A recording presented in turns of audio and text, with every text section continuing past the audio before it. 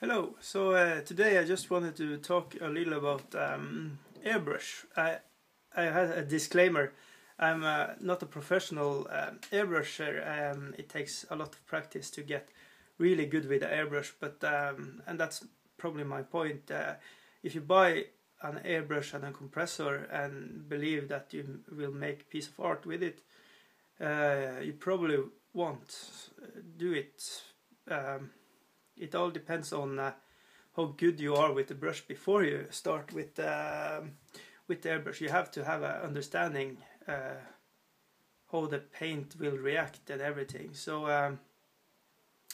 yeah, if you are considering to buy an airbrush because you want an easy way out of painting your miniatures, you're probably better off with just buying a rattle can of blue or something if you want to paint up your space marines, or brown to moss spray, you know, your ungors, and yeah, or gold for your new whatever Sigmar thing. You're probably better off with that because you don't have that cleanup phase afterwards. You have to, like I have now I have put on airbrush cleaner, and I have to make this soak for hours to really let loose all the dry paint and so on. And it comes in a lot of parts you have to clean really well, because if you don't, it will put on, it will dry on the tip here really fast, and it will clog up, and it will put down splat on whatever you paint. And I am a terrible cleaner, so I have a lousy result with this. Also, I probably used too high of PSI, but yeah.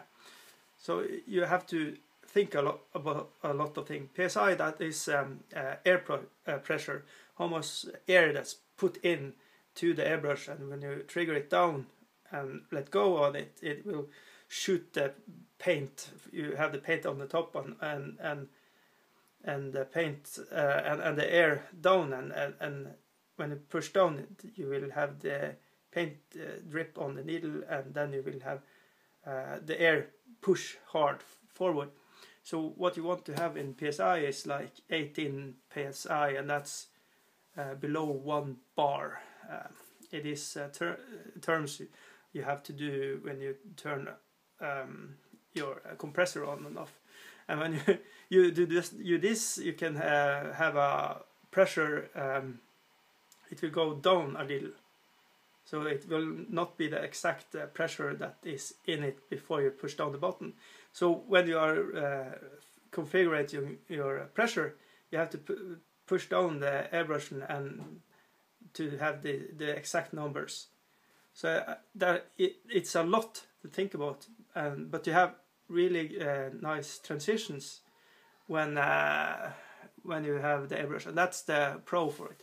If you have flat surfaces, my son is coming, but yeah, flat surfaces or you know, a big surface of something, you will have a really nice blend when you use different kind of colors. And hey, welcome in. And you will have really nice transitions, but you probably will have a better result just using a brush on, especially with you know, fantasy or steampunk miniatures. But if you have large things to paint, like tanks or big models or anything like that, then you can dance like no tomorrow. So if you're deciding on buying an airbrush just to have a make it to have a quick paint job, yes, you will put on the paint really fast, but you will have you will use a lot of time with cleaning. You have to have you know, Q-tips and other stuffs to clean it up. And yeah, it's expensive, and it's not, if you're not enjoying painting, you will not enjoy airbrush. I think if you enjoy painting, you probably will love the airbrush. So it's really hard to give exact advice on do you buy or don't you. If you're considerate and know that you want to use time on the airbrush, yes. If you're looking for a quick answer, Rattlebox is probably better. Then you just spray it on and done.